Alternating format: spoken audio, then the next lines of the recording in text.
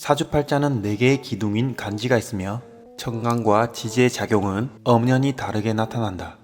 천간은 세상을 바라보는 관점, 가치관, 이상과 실현하고자 하는 욕구, 삶의 방향성, 해야겠다는 의지가 담겨있는 것이 천간에 있는 글자이다. 지지는 이러한 것들을 실현시키고자 하는 무대가 되는 것이며, 천간이 내가 가고자 하는 방향성을 나타낸다면 지지에서 그 방향성에 따라 실천을 한다. 즉 천간은 즉시 일어나는 정신적 작용이고, 지지는 시간에 의해 순차적으로 행위로 만드는 3차원 개념의 시공간을 거치며 간다. 언제나 이해를 돕기 위해 예를 드는 그 예를 들어보기로 한다. 만약 지나가다 진짜 마음에 드는 이성이 보일 때 번개 콩 구워 먹듯 바로 어머 내 스타일 이라고 생각이 들 것이다. 이 생각은 시간차가 발생하지 않는다. 그리고 다가가 말을 건다면 이 부분에서 실행력이 생기는 것이다. 자기 오빠야, 투샷 자스프레소 한잔 할래? 양 됐다마는 해수리카노 한잔 할래? 스타벅스에서. 그렇다. 번외로 자수를 응축된 에스프레소라고 외우고, 쓰나미를 몰고 오는 해수를 아메리카노로 외우면 된다. 축토는 아이스 에스프레소이다. 자, 여기서 이러한 실행력에는 시간의 개념이 들어간다. 자기 오빠야, 하면서 한 발짝 다가간다. 순간 이동하는 것은 3차원을 압축시킨 4차원에서 일어나는 일이지, 우리는 현재 시간이 지나야 이동이 되는 3차원임을 잊지 말자. 투샷 자스프레소 한잔 할래? 하며 윙크를 날려주는 행위까지 시간은 여전히 흐르고 있다. 나하고 안 사귀면 지기빈데. 남자는 겁먹고 있는 이 와중에도 시간은 흐르고 있다. 꺼져! 까인 후 행위는 종결되었다. 이렇듯 시간에 의해 만들어지는 결과물이 지지의 흐름이다. 지지 합으로 간다면 순차적으로 잘 이행될 것이고, 충으로 간다면 말 글로 가는데 지나가는 사람과 부딪힌 후 깔끔하게 포기하고 다른 사람을 찾을 것이고, 형으로 간다면 하이힐이 바닥에 낑겨 한번 망신살까지 들어온 후 포기를 할 것인지 계속 말 걸로 갈 것인지 망설인다는 개념이 지지 합형충파이다. 천간과 지지가 간여지동일 때 바로 이러한 실행력이 생긴다. 만약 연간에 간목이 있고 시지에 임묘라는 간목에 근이 있다면 시간이 한참 지난 후 실행에 옮기는 것이다. 만약 지지 어디에도 근이 없다면 생각만 하고 실행을 하지 않는 것이다.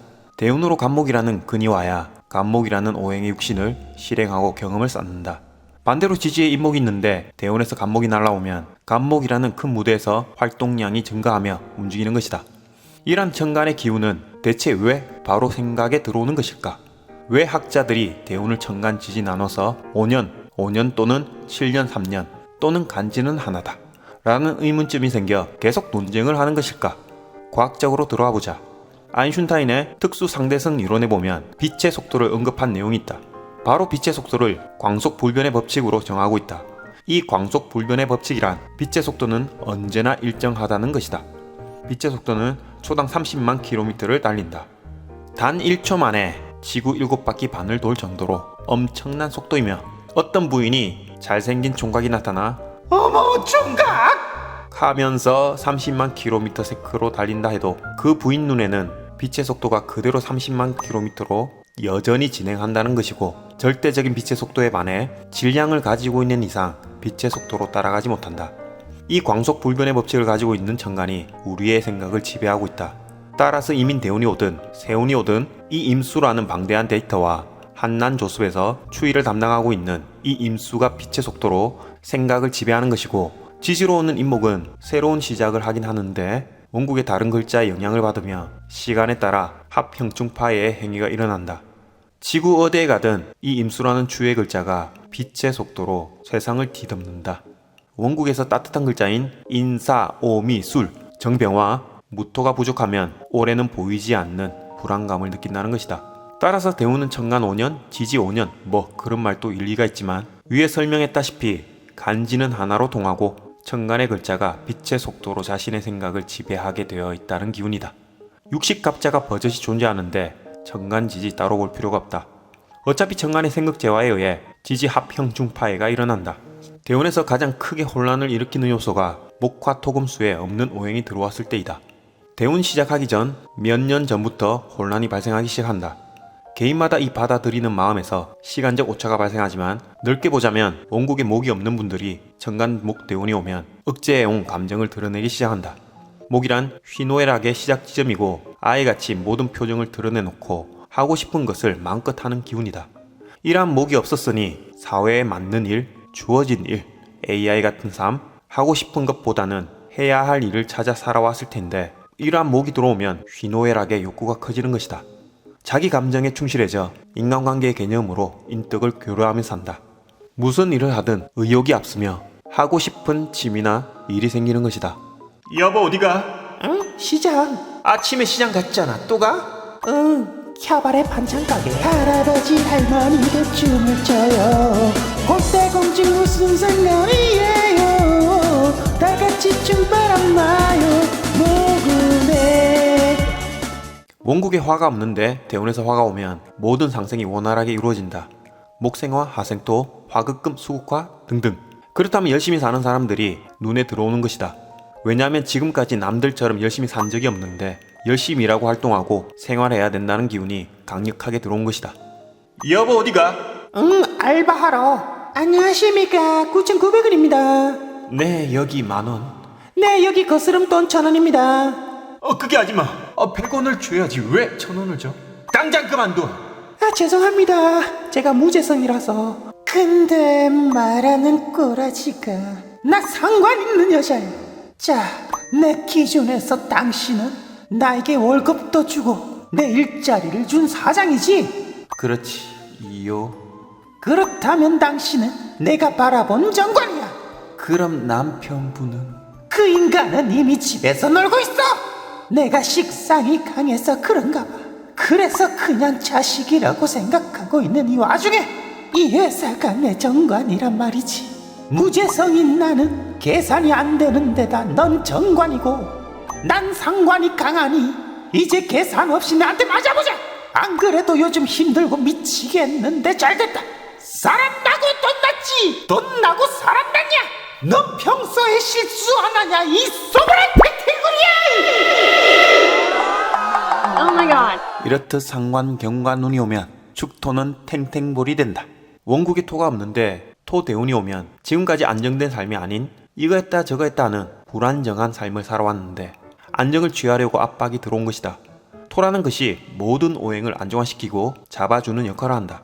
이 토가 없으면 화가 왕에서 화로 펼칠 때는 끝없이 확장만 하다 지칠 대로 지쳐야 그만두거나 목이 왕에 이것저것 마음대로 하고 싶은 일만 하면서 살아왔을 터인데 토가 들어오니 이 오행들이 자리를 잡기 위해 안정화된다. 방만하게 살아왔던 과거를 후회하거나 회상하며 사회적 경험을 쌓으려고 노력하는 것이다. 여보 어디가? 응? 이제 집도 사야겠고 어디 정착해야 되지 않겠어? 우리 전셋집 있잖아. 시끄러. 맨날 이사 다니기도 귀찮단 말이야. 이런 탱탱구리 만들까 보다. 이렇듯 미래를 걱정하게 된다. 원국에 금이 없는데 대운으로 들어오면 이제 결과를 생각하게 된다. 지금까지 자신의 위치가 어떠한지 여러 사람들과 교류하며 끊고 매점 없이 주어진 대로 살아왔지만 금이 들어오면 삶의 가치 및 인간관계의 가치를 올리려고 하는 것이다. 이렇게 되면 좀 더 나은 삶과 인간관계를 위해 눈높이를 올리게 됐는데 무질서했던 삶의 질을 계산하고 가리지 않고 인간관계를 맺었던 가치 기준을 올리고 건강관리 역시 하게 되어 있다. 보다 나은 자신을 만들기 위한 대운이 되는 것이다. 기토일간 여명이 경신이라는 대운이 오면 남편한테 예의를 갖춰 정중히 부탁을 한다. 여보 어디가? 어디 가냐고? 내 인생에서 가장 필요 없는 당신 정중히 꺼져. 물론 원국에 병호나 임자라는 글자가 있으면 꺼지라고 안 한다. 그냥 빠말떼기를 갈길 뿐이다. 원국에 수가 없는데 수대운이 오면 삶의 패턴을 압축시키는 것이다. 수라는 것은 거르고 거른다는 의미고 마치 심플 라이프를 위해 삶을 개선시키는 것이다. 지금까지 집안에 있는 사용 안 하고 자리만 차지하는 물건부터 쓸데없는 인간관계 정리, 일적으로도 열심히 하지 않고 딱 필요한 만큼만 일을 하게 되고 쓸데없는 취미생활 청산이 이루어진다. 즉 널브러져 있던 시간과 공간을 압축시키는 것이다. 수가 없었다면 모든 것이 필요하다고 생각하여 팽창하고 확장했다는 것인데 수가 들어오면 이 팽창한 모든 것들을 정리하는 것이다. 여보 어디가? 인간관계 정리하러. 그럼 나도 인간인데 나도 정리할 거야. 아니, 넌 인간이 아니잖아 이 짐승아. 마무리를 하자면 이렇게 없는 오행이 들어온다고 해서 좋은 것도 나쁜 것도 없이 마음의 동요가 일어날 뿐이다. 지금까지 몇 년간 수의 겨울 세운을 거치며 얼마나 많은 인간관계에 정리가 생겼겠는가. 대부분 사람들이 인적 네트워크를 줄이면서 왔다. 코로나가 오지 않았더라도 줄이면서 왔을 것이다. 이러한 세운으로도 많은 경험을 하며 각자의 마음을 공부시키고 있었다.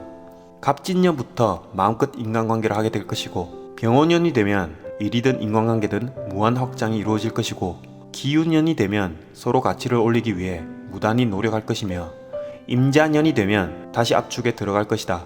이러한 패턴으로 삶은 진행된다. 자연의 법칙이었고 인간 또한 자연의 일부분일 뿐이다. 이러한 인생의 패턴이라는 명리 속에서 배워야 할 점이 있다. 인간관계라는 것은 어차피 축소하고 확장하고 다시 축소하고를 반복하고 있듯 누구나 이러한 현상을 겪고 있다는 뜻이다. 물론 인간관계에 폭이라는 것이 있다. 상대방을 이해한다는 범위라는 것에서 출발한 이 이해 범위의 폭이 좁으면 좁을수록 인간관계는 줄어들 수밖에 없다. 이러한 인간관계의 범위가 좁은 사람은 상대방을 이해해야 된다는 강박관념에서 출발한다. 왜냐하면 자신도 이해받기를 원하기 때문이다. 그 이해의 폭이 좁으면 좁을수록 인간관계의 한계를 느낀다. 따라서 인간관계의 폭을 넓히려면 이해의 폭을 넓힐 필요가 있다. 여기서 이해라는 단어의 의미를 보자면 자신만이 공감할 수 있는 능력의 정도를 나타낸다. 상대방한테 서운한 감정이 쉽게 생길수록 이해의 폭이 좁다는 의미이고, 인간관계 대역을 넓히려면 서운한 감정이 생기지 않도록 이해의 폭을 넓히면 된다는 결론이 나온다. 결국 상대방을 진심으로 이해했다면 싸울 일도 빠말때기 때릴 일도 없을 뿐더러 서운한 감정이 들지 않을 것이다. 하지만 인생사 사람 마음대로 되던 것이 있던가? 혹시 자신은 이해를 잘해준다고 생각하나요? 옆에 있는 배우자를 보며 물어보세요. 여보, 나 당신 잘 이해하지? 지랄 옆차게 하고 짜빠졌네.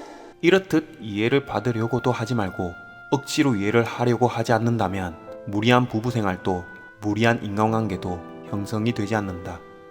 상대방의 모든 것을 이해하려 하는 것은 욕심에 불과하다. 당신 날 좀 이해해줘 라는 말을 내면으로 풀어서 설명하면 당신은 내가 고집 부리는 것을 전부 이해해야 하고, 만약 그렇게 못한다면 지랄 옆차기로 응징할 것이다. 결국 부부가 왜 싸우는지 이해가 갈 만한 대목이다. 자신도 상대방을 이해하지 못하면서 상대방한테 요구를 하니 빠말때기 옆차기 뒤돌리 후려 까기를 반복하고 있었던 것이다.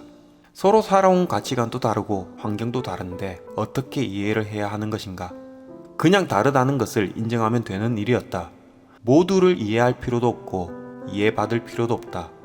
모두에게 착한 사람이 되지 않아도 된다. 모두에게 존경받지 않아도 충분히 자신은 가치 있는 사람이었고, 도화가 없어도 홍념이 없어도 좌오묘유 왕지가 없어도 어떠한 사람에게 매력을 느꼈다면 충분히 자신도 매력이 있다는 것이고, 항상 세운에서 가치를 높이며 살고 있었다. 어떠한 오행이 많든 없든 우리네 인생은 살만했고, 마음 공부란 더 살만한 인생으로 인도를 하는 것이다. 감사합니다.